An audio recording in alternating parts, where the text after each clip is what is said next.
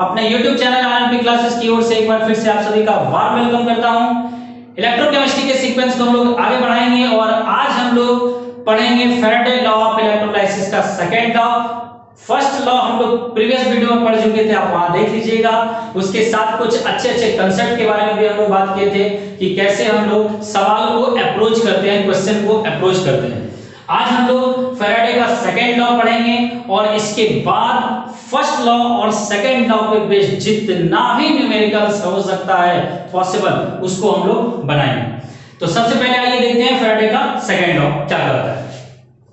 The amounts of different substances liberated by the same quantity of electricity passing through the electrolytic solution are proportional to their chemical equivalent weight। जब विद्युत की समान मात्रा को श्रेणी क्रम में संयोजित विभिन्न विद्युत अपघटनी विलीनों में से गुजारा जाता है, तब इलेक्ट्रोडों पर उत्पन्न पदार्थों के भार उनके रासायनिक तुल्यांकी भार के अनुक्रमानुपाती होता है। ये कह रहा है कि अगर कॉम्बिनेशन ऑफ सेल हो, जैसे हम लोग देखे थे इलेक्ट्रोलाइटिक सेल, एक ही सेल में एनोड और कैथोड दोनों पार्ट था।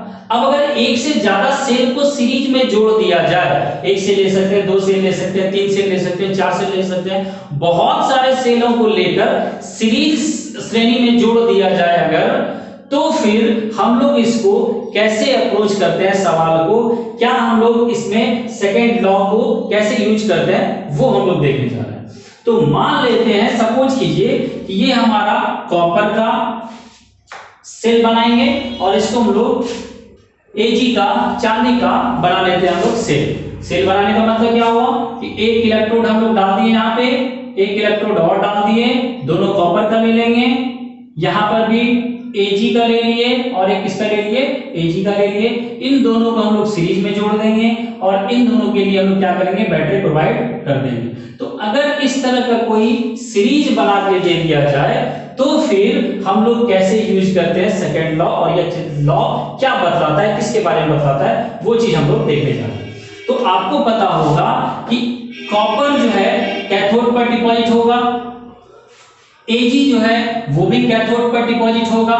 तो कितना डिपॉजिट होगा कॉपर का इस पे वेट, Ag का इस पे वेट, और यह किसके प्रोपोर्शनेट है, किसके समानुपाती है, उसी बात को हम लोग लिख रहे हैं। तो मैथमेटिकली अगर लिखना चाहें,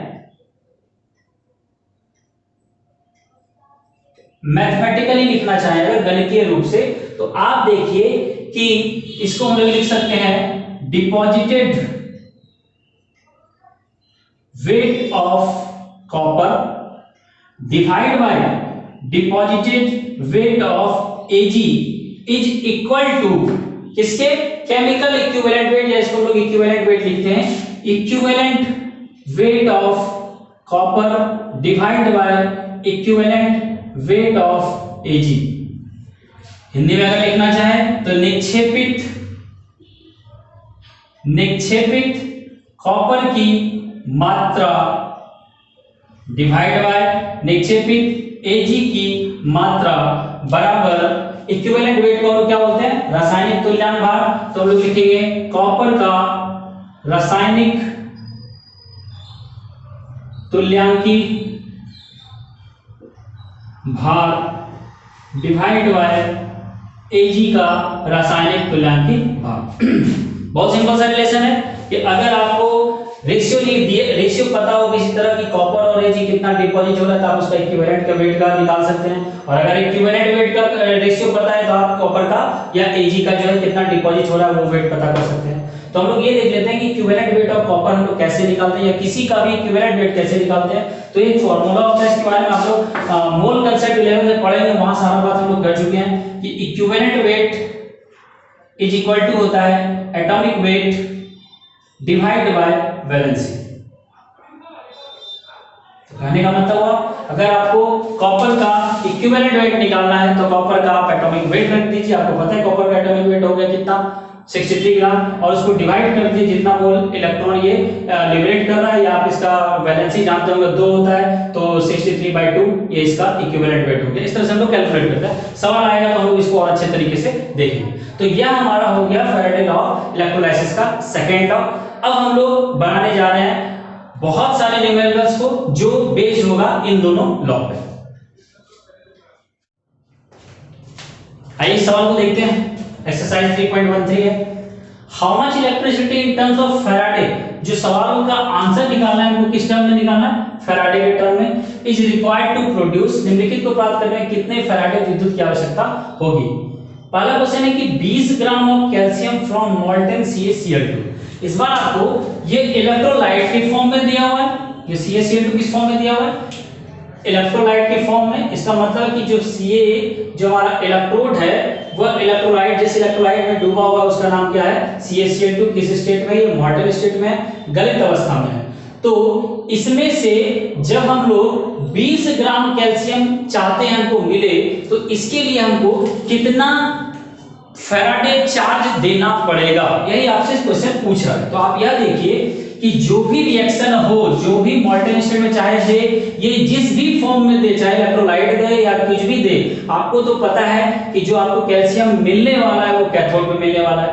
इसका मतलब इस टाइप के किसी भी सवाल में आपको कैथोड पर होने वाले उस इलेक्ट्रोड का रिएक्शन लिखने आना चाहिए।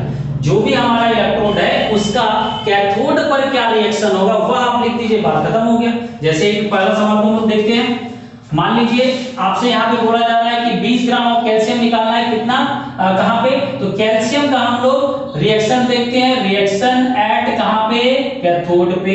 क्या रिएक्शन होगा, पढ़े हुए आप लोग, Ca2+ ये 2 इलेक्ट्रॉन लेगा, क्या बना देगा, Ca बना देगा। यानी कैल्शियम को हमको बनाने के लिए कैथोड पर डिपॉजिट करने के लिए कितना मोल इलेक्ट्रॉन चाहिए, 2 मोल इलेक्ट्रॉन। ठीक है, अब यह बताइए कि अगर हम 2 मोल इलेक्ट्रॉन दे दे, इस रिएक्शन में 2 मोल इलेक्ट्रॉन दे दे, तो हमको कैल्शियम कितना मिलेगा, तो जो इसका मोलर मास होगा, इसका मोलर मास कितना होता है, 40 ग्राम। कैल्शियम का मोलर मास 40 ग्राम। कहने का मतलब ये हुआ कि अगर आप 2 मोल इलेक्ट्रॉन दीजिएगा, 2 मोल इलेक्ट्रॉन बोलने का मतलब कितना फैराडे, 2 फैराडे। 1 मोल इलेक्ट्रॉन मतलब कितना फैराडे, 1 फैराडे।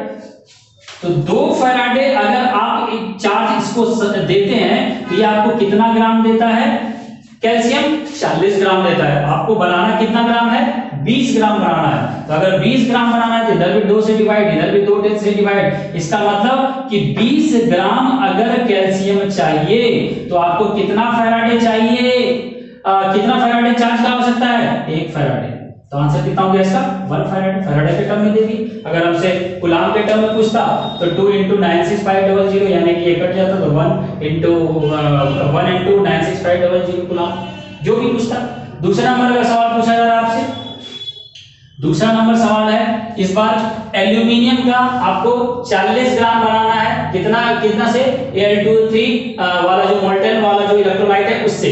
तो आप यह देखिए फिर से रिएक्शन कैथोड पर क्या होगा, same process, reaction at cathode पर क्या रिएक्शन होने वाला है, तो रिएक्शन कैथोड पर होगा Al, एल्यूमिनियम जो है 3 मोल इलेक्ट्रॉन इसका जरूरत पड़ता है, तो Al3+ से 3 मोल इलेक्ट्रॉन लेगा और ये क्या बना देगा, एल्यूमिनियम बना देगा। अब आप हमको यह बताइए कि इस बार जो एल्यूमिनियम बन रहा है वो कितना ग्राम बनेगा, कितना मास होगा उसका, तो इसका जो मोलर मास होगा, मोलर द्रव्यमान होगा। एल्यूमिनियम को मोलर मास कितना होता है, मोलर द्रव्यमान 27 ग्राम होता है। तो इस 27 ग्राम एल्यूमिनियम को प्राप्त करने के लिए आपको कितना मोल इलेक्ट्रॉन चाहिए, 3 मोल इलेक्ट्रॉन चाहिए। 3 मोल इलेक्ट्रॉन बोलने का मतलब कितना फैराडे हुआ, 3 फैराडे हुआ। क्यों, क्योंकि 1 मोल इलेक्ट्रॉन बोलने का मतलब 1 फैराडे चार्ज चाहिए आपको। तो 27 ग्राम के लिए हमको कितना ग्राम चाहिए, कितना फैराडे चार्ज चाहिए, 3 फैराडे चार्ज चाहिए। 27 ग्राम के लिए कितना फैराडे चार्ज चाहिए, 3 फैराडे चार्ज चाहिए। आपको कितना ग्राम बनाने बोला है, आपको बोला है 40 ग्राम बनाने बोला है। तो 40 ग्राम के लिए हमको क्या चाहिए, हम लोग इसको इलेक्ट्रिक मेथड से बना लेंगे। चूंकि 27 ग्राम एल्यूमिनियम बनाने के लिए हमको कितना फैराडे चार्ज चाहिए, 3 फैराडे चार्ज चाहिए। तो अगर 1 ग्राम बनाना होता तो कितना चाहिए चार्ज, 3 फैराडे बाय 27 ग्राम। और अगर 3 फैराडे, ग्राम हटा दीजिए, ग्राम तो इधर रखी थी हम लोग, अगर हमको चाहिए 40 ग्राम, तो 40 ग्राम के लिए कितना चाहिए हमको, 3 फैराडे डिवाइड बाय 27 इंटू 40, उसको घटा दीजिए 9, यानी 40/9 फैराडे आपको चार्ज चाहिए एल्यूमिनियम को बनाने के लिए। इस सवाल का आंसर हो गया कितना फैराडे चाहिए आपको, 40/9 फैराडे, और इसका आंसर कितना निकल गया हमारा, 1 फैराडे। इसके अलावा और भी कुछ प्रॉब्लम है, उसको हम लोग देखते हैं कि कैसे बनाएंगे। आइए आज की क्लास का हम लोग लास्ट सवाल बनाते हैं।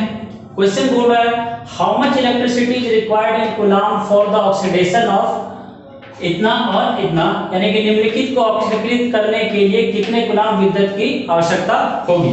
इस बार हमको ऑक्सीडेशन दिया गया है कि आपको ऑक्सीडेशन करना है, यहाँ पर भी क्या दिया हुआ है, हमको ऑक्सीकृत करना है। तो देखते हैं कैसे बनाते हैं सवाल को। पहला सवाल देखिए, 1 मोल ऑफ H2O को किसमें कन्वर्ट करना है हमको, O2 में, यानी कि H2O से O2 जाने पर, H2O से O2 जाने पर कितना आवेश हमको देना पड़ेगा, कितना हमको कूलम्ब देना पड़ेगा विद्युत, वही हमको निकालना है। तो इस सवाल को बनाने का सबसे अच्छा अप्रोच है, अगर आप रिएक्शन के थ्रू जाते हैं कि ऑक्सीडेशन एनोड पर क्या रिएक्शन हो रहा है, तो आप उसमें उलझ जाइएगा, क्योंकि आपको रिएक्शन लिखने आएगा नहीं। इससे बेटर ये होगा कि हम इसको ऑक्सीडेशन नंबर के थ्रू बना ले, ऑक्सीकरण संख्या के आधार पर बना ले, जिससे सवाल आसानी से बन जाएगा। तो जैसे यहाँ हमको पता है कि H2O को ऑक्सीकृत कर देना है किसमें, O2 में। आप क्या कीजिए, आप यहाँ पर यह देखिए कि इस जगह पर और इस जगह पर ऑक्सीडेशन नंबर में क्या परिवर्तन हो रहा है। जैसे हम लोग अगर देखते हैं कि ऑक्सीजन के बारे में बात करें, ऑक्सीजन का ऑक्सीडेशन नंबर -2 है, और यहाँ पे हाइड्रोजन का कितना हो जाएगा, +2 हो जाएगा। ठीक उसी तरह O2 का कितना होता है, न्यूट्रल स्पीशीज का 0 होता है। यानी आप देखिए यहाँ पर कि ऑक्सीडेशन नंबर जो है ऑक्सीजन का, वो -2 से क्या हो गया, 0 हो गया। -2 से 0 ऑक्सीडेशन नंबर का बढ़ना बतलाता है इसका क्या हो रहा है, ऑक्सीडेशन हो रहा है, ऑक्सीडेशन को निकालना है। तो यानी कि यहाँ पर कितना इलेक्ट्रॉन हमको देना, सप्लाई करना पड़ रहा है, 2 मोल इलेक्ट्रॉन। 2 मोल इलेक्ट्रॉन ज्यादा हमारे पास था, वही यूज कर रहे हैं, तो ये बन रहा है। तो ये हम लोग यहाँ पर समझ गए कि यहाँ पर जो इलेक्ट्रॉन निकलेगा वो कितना मोल इलेक्ट्रॉन निकलेगा, 2 मोल इलेक्ट्रॉन निकलेगा।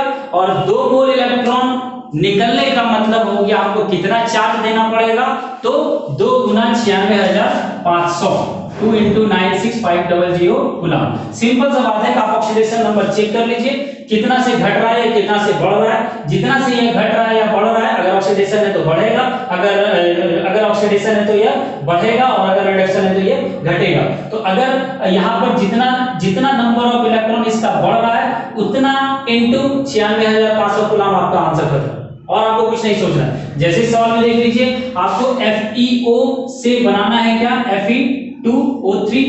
अगर आप ऑक्सीडेशन नंबर निकला चाहिए, ऑक्सीजन का -2, इसका +2, इसका -2 × 3 -6, और इसका कितना हो गया, +6। अब यहाँ पे देखिए कि आपसे Fe के बारे में, Fe यहाँ से यहाँ जो कन्वर्ट हो रहा है, तो कितना इसमें इलेक्ट्रॉन का चेंजिंग हो रहा है।